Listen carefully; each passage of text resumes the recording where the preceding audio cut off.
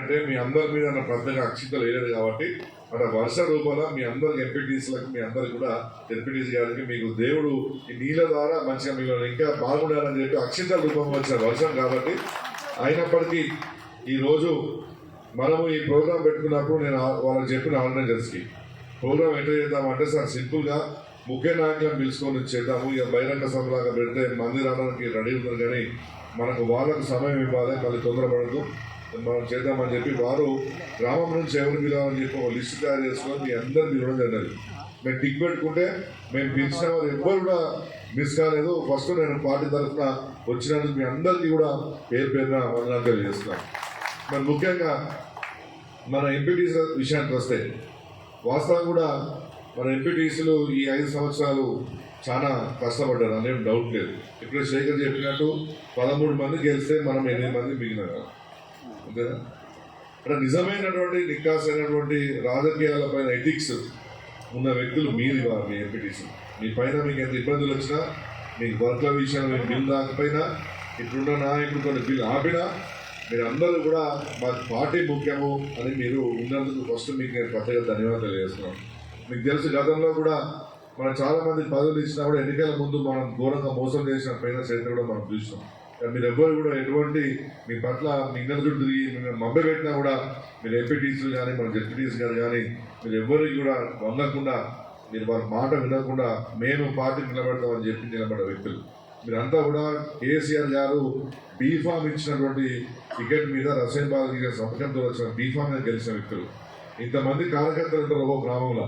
ఒక ఎంపీటీసీ మీకు తెలుసు, మీకు టికెట్ ఇవ్వాలంటే ఎన్ని గొడవలు అయ్యేది, ఎంతమంది తిట్టుపోయేది, ఎంతమంది మా ఇళ్ళల్లో మా ఒకసారి అయితే ఒక ఎలక్షన్ అప్పుడు కుండీలో కూడా మీరు మా మానకుండా ఎలక్షన్ అప్పుడు అంటే మేము ఒక బీఫామ్ మీకు ఇవ్వాలంటే ఈ పార్టీ ఆర్గనైజర్స్ ఎంతో మందిని మేము కన్విన్స్ చేసి మీకు ఆ బీఫామ్ ఇచ్చినామంటే మీరు అర్థం చేసుకోవాలి మీరు మాకు ఎంత ముఖ్యమో.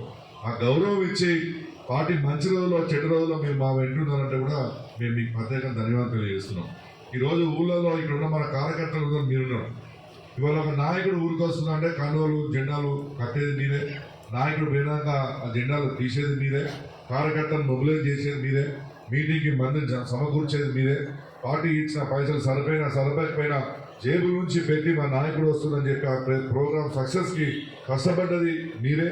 కొన్ని సందర్భాల్లో నాయకుడు బయటకు పోతుంటే కూడా మన కుటుంబ సభ్యులు ఏమొస్తాయని తిరుగుతున్నాం, నీకు ఏముందని తిరుగుతున్నాం అని చెప్పగా కూడా వారి పార్టీ పైన రాజకీయాల మీద సేవ మీద ఆసక్తిగా కూడా మనందరూ కూడా ముందుకు పోయినాం. కాబట్టి తెలంగాణ రాష్ట్రం వచ్చింది.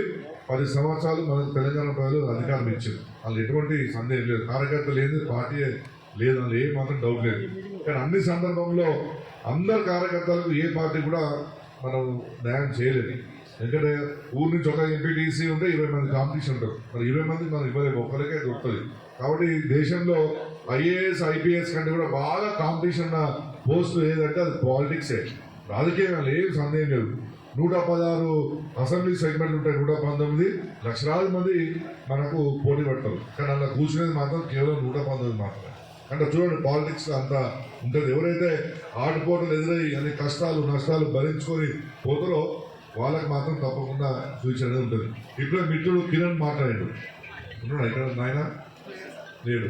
నేను కిరణ్ లాంటి యూత్ చెప్తున్నా, నేను 2001లో నేను పార్టీ పెట్టినప్పుడు అందరికీ బీఫామ్ ఇచ్చే కానీ నాకు కూడా అవకాశం ఒక్కరోజు రాలేదు. ఒక ఎంపీటీసీకి రాలేదు, ఒక జెడ్పీటీసీకి రాలేదు, ఒక సర్పంచ్ కూడా రాలేదు. ఆ రోజు సర్పంచ్ పోటీ చేసినప్పుడు మా శేఖర్ మా గ్రామ పెద్దలు వచ్చారు, సార్ మహిళా రిజర్వేషన్ ఏంది, మీ ఫ్యామిలీ నుంచి ఏమైనా కంటెక్ట్ చేస్తామా అన్న. అంటే మా ఇంట్లో లేడీస్ ఎవరు సుఖంతో లేకుండే అప్పుడు, అంటే లేకున్నా కూడా మనం ఉన్నాం. మరి నా సురాశేఖర్ ఎప్పుడు వచ్చింది, పిల్లలు ఉంటే వినాలి, మాట్లాడాలి, యంగ్స్టర్ చాలా మంది వినాలి. ప్రభుత్వం 2 నెలల్లో అయిపోతున్న టైంలో కేసీఆర్ గారు నాకు సురాశేఖర్ ఇచ్చింది. కానీ నేను ఎప్పుడు అదే వెళ్ళలేదు. ఆఫీస్ కూడా లేకుండా 2 సంవత్సరాలు నాకు ఆఫీస్ లేదు, స్టాఫ్ లేరు.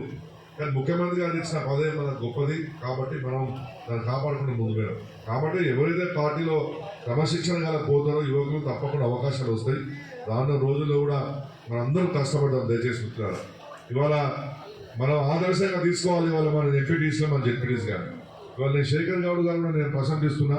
ఏ ఒక్క రోజు కూడా పార్టీ కార్యక్రమాలు కానివ్వండి, అధికార కార్యక్రమాలు కానివ్వండి, ఎన్నడూ కూడా అక్కడాని విషయాలు చెప్పడం కానివ్వండి, గ్రూపులు ప్రోత్సహించడం కానివ్వండి, ఏదో ఒక రకంగా తప్పించడం కానివ్వండి, ఎన్నడూ కూడా అటువంటి పనులు మన జెడ్పీటీసీ గారు అధ్యక్షులు చేయలేదు, మీరు ఎంపీటీసీ చేయలేదు. ఇక్కడ ఉన్న బ్యాంక్ చైర్మన్ కానివ్వండి, మాజీ ఏఎంసీ చైర్మన్ కానివ్వండి, అందరూ కూడా ఈ మండలంలో ఓ క్రమశిక్షణ గల కార్యకర్తలాగానే మనం ముందు పోయినని చెప్పడంలో ఎటువంటి సందేహం లేదు.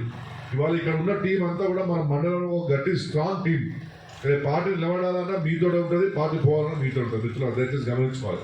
అందుకనే పెద్దగా ఏరుకోరి ఇవాళ మనం లిమిటెడ్ మనం పిలుచుకున్నాం. మరి రానున్న రోజుల్లో కేసీఆర్ అనే నాయకుడు ఉట్టి నాయకుడు కాదు.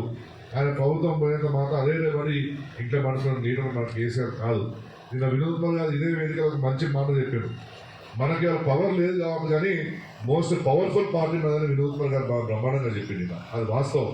ఎందుకంటే వాళ్ళు ప్రజలు మనం చేసిన చిన్న ఇష్యూస్ తోటి కొంతవరకు వాళ్ళు నారాజులు ఓటేయలేదు, కానీ మనకు కూడా మంచి బలమైన ఆపరేషన్ శక్తి మనకి ఇచ్చింది. చాలా మంది ఏమైందంటే గవర్నమెంట్ పై ఆశ వెళ్ళింది కాబట్టి పబ్లిక్లో ఒక ఆశ ఉంటుంది అధికార పార్టీ మీద. ఆ ఆశలన్నీ కూడా మెల్లమెల్లగా వెళ్ళిపోతున్నాయి వెంటనే. మనం ఎంపీ ఎలక్షన్ చూసినాం. వాస్తవం కూడా ఒక 2-3 నెలల తర్వాత ఎంపీ ఎలక్షన్ వస్తే 100% మనం గెలిచేవాళ్ళని. కానీ ఇవాళ ప్రజల్లో ఎంత ఘోరమైనటువంటి బాధ ఉందో మీ అందరికీ తెలుసు. మీ స్థానికంగా ఉండే నాయకులందరూ కరెంటు విషయంలో ఘోరమైన పరిస్థితి. కేవలం మన మానకొండూరు మండలానికి సంబంధించిన 73 ట్రాన్స్ఫారాలు రిపేర్ కాక ఇవాళ ఎలక్ట్రిసిటీ డిపార్ట్మెంట్ దగ్గర పడున్నాయి. ఇవాళ కొన్ని పేపర్లో కూడా ఆ ట్రాన్స్ఫార్మర్ లైన్ కూడా ఒక 2 పేపర్లో ఎక్స్పోజ్ చేసినాయి. కరెంట్ ఎంత ఘోరంగా ఉందో మీకు తెలుసు. పెన్షన్ సంగతి మీకు తెలుసు. ఇవాళ ముఖ్యమంత్రి రేవంత్ రెడ్డి గారు ప్రజా దర్బారాన్ని పెట్టి కంచెలు తీసుకుని చెప్పిన వ్యక్తి ఇవాళ దర్బార్ ఒకటే ఒక రోజు ప్రజా దర్బార్లో కూర్చున్నాడు. ఇవన్నీ గమనిస్తుంది ప్రజలు. మీకు రైతు బంధు పోయింది, రైతు బీమా పోయినాయి, అన్నీ ఏదంటే అది పోయినాయి.